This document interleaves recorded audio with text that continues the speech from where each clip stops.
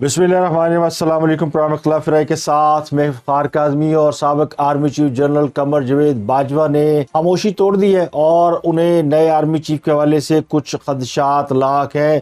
General Asim Munir के हवाले से जनरल बाजवा क्या कहते हैं उस पर बात करेंगे। वो अहम खबर है, वो आपको बताएंगे। कुछ अहम इंकशाफात हैं, कुछ अहम राज हैं, कुछ अहम बातें हैं, कुछ गिले शिकवे, कुछ शिकायतें हैं, आपके साथ शेयर करेंगे। लेकिन उसके अलावा बड़ी अहम खबरें, खास और उनकी अहलिया बुशरा बीबी में अलहदगी की अफवाहें गर्दिश कर रही हैं। ये दावा किया जा रहा है कि उनकी नाराज़गी हो गई है और ये नाराज़गी ऑडियो लीक के बाद शुरू हुई है। और इनमें इम्पॉर्टेंट ऑडियो लीक वो मोहतरमा आयला मलिक की ऑडियो लीक है, जिसके बाद से दोनों मियाँ बीवी में नाचाकी है। इसके अलावा इससे पहले बुशरा बीबी की एक ऑडियो लीक आई थी जिसमें मुर्शद घड़ियाँ बेचती हुई पाई गई थी। तो मुर्शद की ऑडियो के बाद और आयला मलिक की ऑडियो के बाद कप्तान और उनकी अहलिया के दरमियान जो है वो पिछले कुछ रोज़ से तलक कलामी झगड़े के वाक़यात की इतलात हैं। अब ये कहते हैं घर का बेदी लंका डाहे, तो कहने वाले कहते हैं कि इस वाक़यात के गवाह फवाद चौधरी हैं और फवाद चौधरी ने एक बार दोनों मियाँ बीवी की सुलह कराई। जिस तरह माजी में जहांगीर तरीन रेहाम खान और इमरान खान की सुलह कराया करते थे, उसी तरह का करैक्टर अब फवाद चौधरी भी अंजाम दे रहे हैं। तो उसके बाद फिर मियाँ बीवी के दरमियान जो भी तीसरा फरीक होता है, वो सुलह कराने वाला हो या लड़ाई कराने वाला हो, उसकी खैर नहीं होती। तो जिस तरह जहांगीर तरीन को फिर इस लड़ाई के अंजाम में उन्हें इमरान खान से बड़ी दूर जाना पड़ा, इमरान खान ने उन्हें शटअप कॉल दी। इस तरह सुना ये कि फवाद चौधरी को भी शटअप कॉल दी गई है और अब वो दुब के बैठे हैं। वो इस पर बात भी नहीं कर रहे, ना कोई इसकी तस्दीक और तरदीद कर रहे हैं। पंजाब में तरीके अदम एतमाद के हवाले से प्लानिंग की जा रही है और अपोजिशन तैयारियां कर रही है कि हुकूमत को सरप्राइज़ दे। यानी पंजाब में जो अपोजिशन है वो पंजाब की हुकूमत यानी पूरी की हुकूमत को सरप्राइज़ देने की तैयारियां कर रही है। अब ये बड़ा मसला है। हुकूमत कहें तो लोग समझते हैं कि पीडीएम की हुकूमत की बात की है और अपोजिशन कहें तो लोग समझते हैं कि शायद इमरान खान की बात की है। तो पंजाब में मामला उल्टा है। पंजाब में इमरान खान और उनके इत्तेहादी चौधरी फजल की हुकूमत है। उसके हवाले से ज़रा ये दावा कर रहे हैं कि फजल साहब के खिलाफ जो तहरीक अदम एतमाद पेश की गई थी या जो उन्होंने एतमाद का वोट लेना है, तहरीक अदम एतमाद तो वापस ले ली गई थी, लेकिन अब मामला है तहरीक अदम एतमाद जो स्पीकर और डिप्टी स्पीकर के खिलाफ पेश की गई है। उसके हवाले से ज़रा कहते हैं कि खुद तहरीक इंसाफ के अंदर कोई 11-12 अरकान असम्बली ऐसे हैं जो कि दागे मुफारकत दे जाएंगे। वो ना काफ लीग से खुश हैं ना तहरीक इंसाफ से खुश हैं। तो ये 11 वोटों का हेर फेर है, 11 से 12 वोटों का ये ज़राई का दावा है। और वो कहते हैं जी कि ये वो लोग हैं जो कि जिनकी वजह से सरप्राइज़ होगा। और अपोजिशन भी ये कह रही है कि जी 10 से 11 लोग हैं जो कि वोट नहीं डालेंगे, वो एब्सेंट रहेंगे, गैर हाजिर रहेंगे। ये जो नंबर गेम है इसमें बड़ा फ़र्क आ जाएगा। जबकि चौधरी फजल की जो अदम एतमाद है उसके हवाले से भी मुतज़ाद इतलात हैं और कहने वाले कहते हैं कि जनवरी के मिड में पंजाब में फजल की हुकूमत ख़त्म हो जाएगी, वो भी एतमाद का वोट लेने में कामयाब नहीं होंगे। तो ये किस्म की इतलात हैं। चौधरी फजल ने 11 जनवरी से पहले एतमाद का वोट लेना है और इसी तरह स्पीकर डिप्टी स्पीकर के खिलाफ भी 11 तारीख से पहले तहरीक अदम एतमाद का फैसला हो जाएगा। तो वहाँ पे नंबर गेम बड़ी डिफरेंट चल रही है। और अतात आर्डर जो कि पंजाब के नहीं बल्कि अब तो वो प्राइम मिनिस्टर के मुशीर हैं और मिनिस्टर भी हैं, उन्होंने ये दावा किया कि हम पंजाब में सरप्राइज़ देंगे, हमारी तैयारियां पूरी हैं। कि फजल साहब की अगर छुट्टी नहीं भी होती या उनके साथ कहीं ना कहीं कोई अंडरस्टैंडिंग है तो फिर स्पीकर डिप्टी स्पीकर वो नहीं रहेंगे। तो पंजाब में लड़ाई के बाद वफाक में जो लड़ाई हो रही है जिसमें कौमी असम्बली के अरकान के इस्तीफ़ों का मामला है और लाड़काना में मोहतरमा बेनज़ीर भुट्टो की बरसी है, आज उनकी 15वीं बरसी है। उस पर जो भी तकरीर होंगी, जो भी बातें होंगी वो आपके साथ शेयर करेंगे। तो राजा प्रोफेसर वहाँ गए हुए, तो उनकी वापसी ज़ाहिर है 1-2 दिन उनको लगने हैं और कल वो मौजूद नहीं होंगे, तो उनकी गैर हाज़िरी में ही अरकान कौमी असम्बली जाएंगे। एक और ख़बर ये कि 25 मिनट की ऑडियो लीक है जो अब मैंने आपको पिछले हफ्ते बताई थी कि एक ऑडियो 3 ऑडियो लीक्स हैं, नहीं एक ऑडियो लीक और 3 वीडियो लीक्स हैं। ये तैयार हैं और कहने वाले कहते हैं कि मुतल्लिका लोगों तक पहुंच चुकी हैं। और अब जो ऑडियो लीक्स आ रही हैं, ये 25 मिनट की जो ऑडियो लीक है इसमें बहुत अहम राज हैं। और पिछली जो खास की वीडियो आई थी वो तो सिर्फ उनकी जो कारकर्दगी थी, उनकी जो ज़ाती परफॉर्मेंस थी उसके हवाले से थी। लेकिन अब जो वीडियो आ रही है इसमें मामला कुछ और है। इस वीडियो में कोई भी खास को ये नहीं कह रहा कि आप मेरी किक की मारो, या खास किसी को नहीं कह रहे कि फैंटेसी, और ये ना फैंटेसी है ना किक है, इसमें कुछ और मामला है, इसमें किक बैक है। तो कुछ अहम राज हैं जो कि سامنے آ سکتے ہیں. اور یہ 7 منٹ کا ویڈیو کلپ بھی کہنے والے کہتے ہیں کہ ویڈیو کلپ جو ہے وہ اپروول کے لیے کہیں رکا ہوا ہے. تو ہاں سب کی آڈیو ویڈیو کہیں نہ کہیں جاتی ہیں یا کہیں نہ کہیں سے ریلیز ہوتی ہیں, ان کی اپروول بھی ہوتی ہے. اسی حوالے سے کل آپ کو پتہ ہے عارف علوی صاحب نے ایک بونگی ماری تھی کسی تقریب میں خطاب کرتے ہوئے کہ انہوں نے آرمی چیف سے کہا ہے کہ جو آڈیو ویڈیو لیکس ہیں یہ روکی جائیں, یہ آڈیو ویڈیوز روکی جائیں. تو ان کو بھی یہ گمان ہے. یہ تحریک انصاف کے لوگ کہتے ہیں جی یہ یا تو یہ اسٹیبلشمنٹ کی لوگ اس کو ریلیز کر رہے ہیں, ان کی ایجنسیاں ریلیز کر رہی ہیں, یا پھر ان کی مرضی سے ریلیز ہو رہا ہے. تو یہ تاثر دونوں طرف سے دیا جا رہا ہے. تو اسٹیبلشمنٹ کے حوالے سے یہ گمان کیا جا سکتا ہے, یہ تاثر دیا جا رہا ہے کہ وہ آڈیو ویڈیو لیک اگر وہ ریلیز نہیں بھی کر رہے, کوئی اور پارٹی ہے جس کے پاس یہ موجود ہے لیکن اپروول ان کی ہے, تو اب یہ گمان درست ہے کہ غلط ہے اس کا مجھے نہیں پتہ. لیکن ابھی آڈیو اور ویڈیو لیک رکی ہوئی ہے, تو ہو سکتا ہے کہ اس میں کوئی اسٹیبلشمنٹ نے کوئی اپنا رول پلے کیا ہو, عارف علوی کی درخواست منظور کر لی ہو. ویسے عارف علوی نے بھی چول مارنے میں وہ بھی پیچھے نہیں ہے. جو ان کے حوالے سے جو انہوں نے پرسوں جو کچھ کہا تھا, کل میں ویلاگ نہیں کر سکا, نہ اس پہ آپ سے بات ہو سکی, لیکن آپ نے سن ہی لیا ہوگا کہ انہوں نے عمران خان کے حوالے سے یہ انکشاف کیا تھا کہ عمران خان کو اسٹیبلشمنٹ نے سینٹ اور جو 2018 کے انتخابات تھے اس میں مدد کی تھی.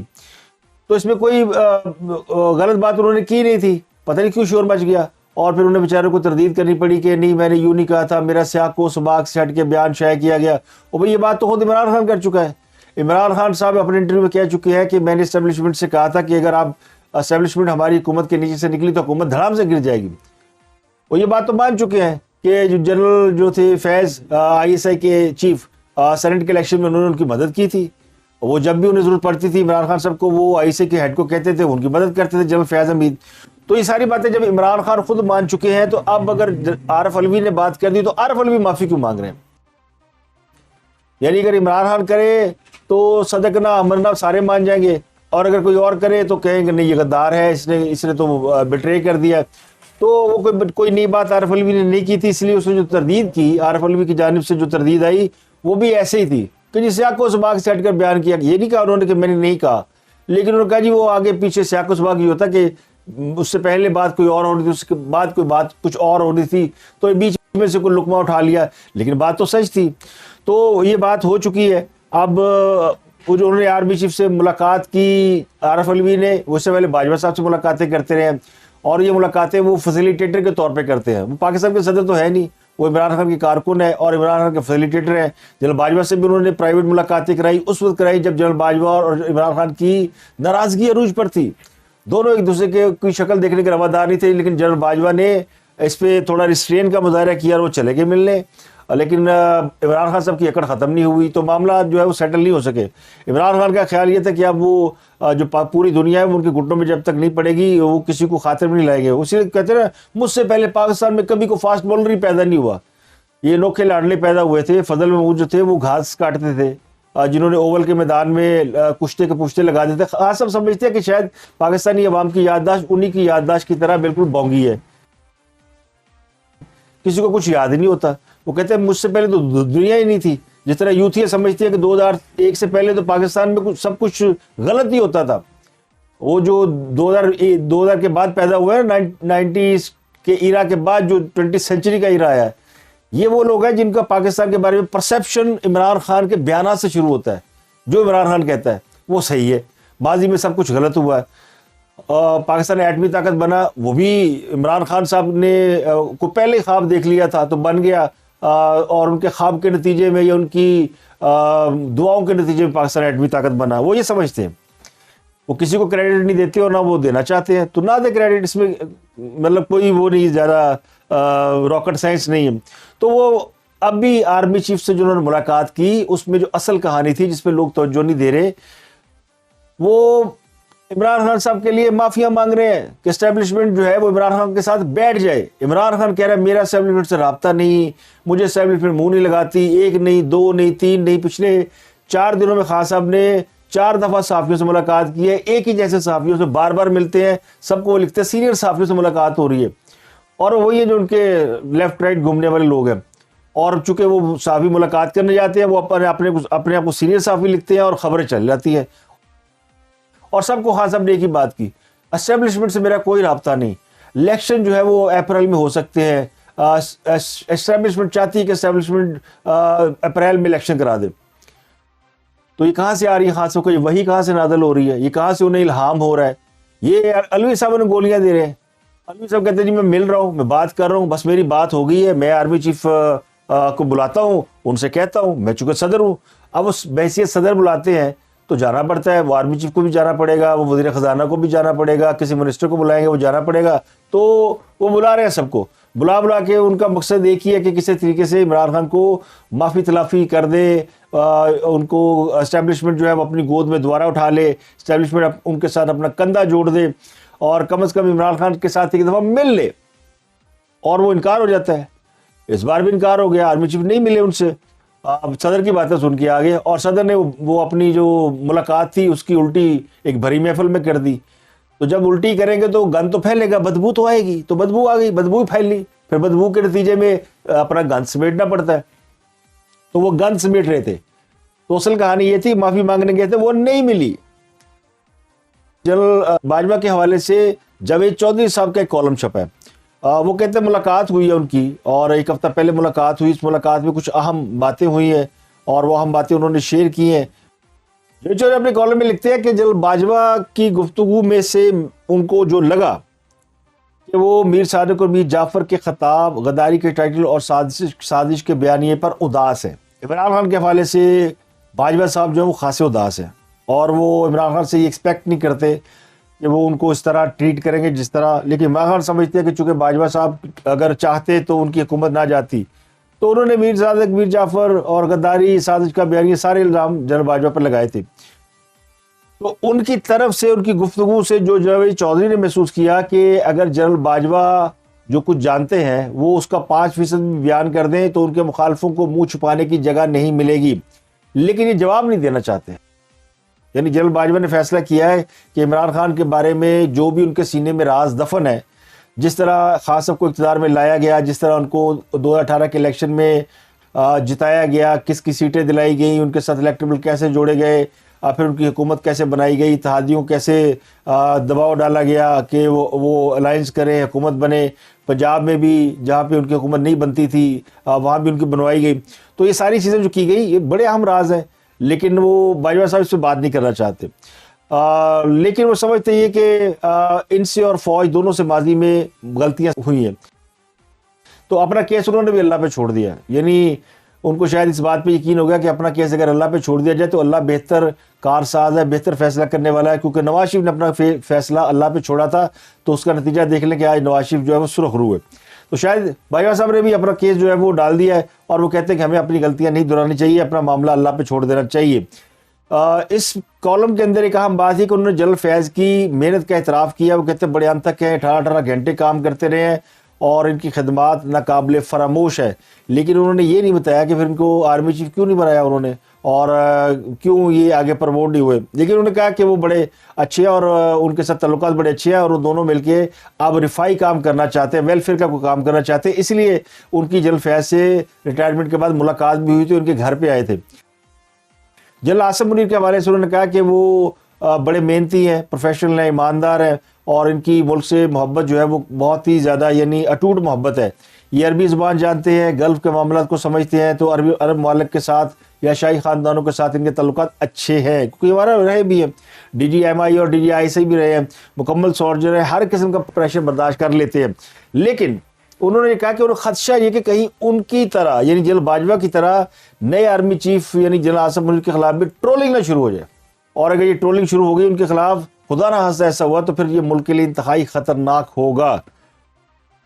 اب یہ نہیں انہوں نے بتایا کہ اس خطرناک سے مراد ان کی کیا ہے, خطرناک کیا ہوگا, کہ کیا خدا نہ خواستہ ملک 2 لخت ہو جائے گا, خدا نہ خواستہ عمران خان صاحب جو ہے وہ گرفتار ہو جائیں گے, خدا نہ خواستہ کوئی اس قسم کی باتیں انہیں بتانا چاہیے کہ کیا خطرہ کیا ہو سکتا ہے. اور خود انہوں نے جب ان کے خلاف ٹرولنگ ہو رہی تھی سد باب کے لیے کیا یہ بات انہوں نے نہیں بتائی, لیکن انہوں نے کہا جی کہ گرینڈ ڈائلاگ اور جمہوریت دونوں ہونے چاہیے. یعنی جمہوریت میں آپ کو سیاستدانوں کو ملنا چاہیے, ان کو اپنے غلطیوں کا بھی اعتراف کرنا چاہیے, کھلے دل کے ساتھ کرنا چاہیے, دروازے بند نہیں رکھنے چاہیے.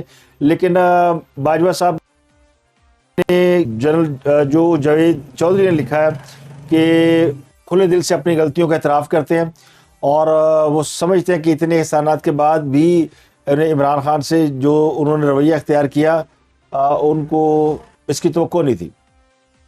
تو یہ بالکل اسی طرح کی ایک سٹوری ہے. ویسے تو جاوید چودھری نے جو کالم لکھا ہے اس میں انہوں نے ان کے گھر کی تعریفیں کی, ان کی بیوی کی تعریفیں کی ہے, ان کا سارا. تو یہ ایک اس ایسے کالم کو کہتے ہیں مشاہداتی کالم. تو یہ انہوں نے گفتگو میں ڈائیلاگ نہیں لکھے بلکہ مشاہدے کے طور پہ انہوں نے, کیونکہ وہ کوئی بھی ایسی بات شاید وہ نہیں اس کالم میں کوڈ کرنا چاہتے جو بعد میں کہیں کوڈ ہو جائے اور بعد میں پھر اس کے اوپر لوگ کہیں جی سیاق و سباق سے ہٹ کر. تو یہ مشاہداتی کالم ہوتا ہے. تو وہ جو گفتگو کے دوران جو انہوں نے مشاہدہ کیا, جو ان کو احساسات کو پرکھا, جانا یا ان کے جملوں سے اخذ کیا, وہ انہوں نے اپنے کالم میں لکھ دیا ہے. اور انہوں نے نئے آرمی چیف کے حوالے سے جو اپنے خدشات کا اظہار کیا وہ میں نے آپ کو بتا ہی دیا. وہ کیا ہے, پاکستان کے اندر دہشت گردی پچھلے کچھ دنوں میں بہت بڑھ چکی ہے. اور جو اطلاعات ہیں خیبر پختونخوا سے اور میران شاہ سے اور وزیرستان سے وہ اچھی نہیں ہے. اور طالبان اپنے قدم جو ہے جما رہے ہیں اور پاکستان کا جو یہ خطہ ہے ایک بار پھر جو ہے وہ لگتا یوں ہے کہ وہ خطرے کی جانب بڑھ رہا ہے. تو فوج جو ہے اور خصوصاً army chief general Asim Munir انہوں نے اس بات کا عزم ظاہر کیا کہ فوج دہشت گردی پہ اور ان کے سہولت کاروں کو سے ڈسکنیکٹ کرنے کے لیے بڑا کام کر رہی ہے اور ان کی پوری توجہ اس کی جانب ہے. تو فوج کو میرا خیال ہے یہی کام کرنا چاہیے. لیکن خاص صاحب جو ہے وہ بار بار آوازیں مار کے انہیں اپنی طرف متوجہ کرنے کی کوشش کر رہے ہیں.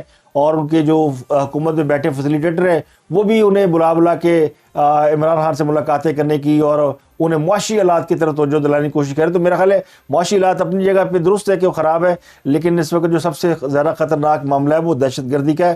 اس کی طرف انہیں توجہ دینی چاہیے اور سیاستدانوں کو بھی فوج کو آزاد چھوڑنا چاہیے کہ فوج جو ہے وہ اپنی سرحدوں کی حفاظت اور اپنے جو ملک کے اندر داخلی حالات جو خراب ہوئے ان کو کنٹرول کرنے میں اپنی پوری توجہ دے, اپنی پوری پروفیشنل ذمہ داریاں ادا کرے. تو اب تک کے لیے اتنا ہی. اپنا گرد و نواح کے لوگوں کا بہت خیال رکھیے گا.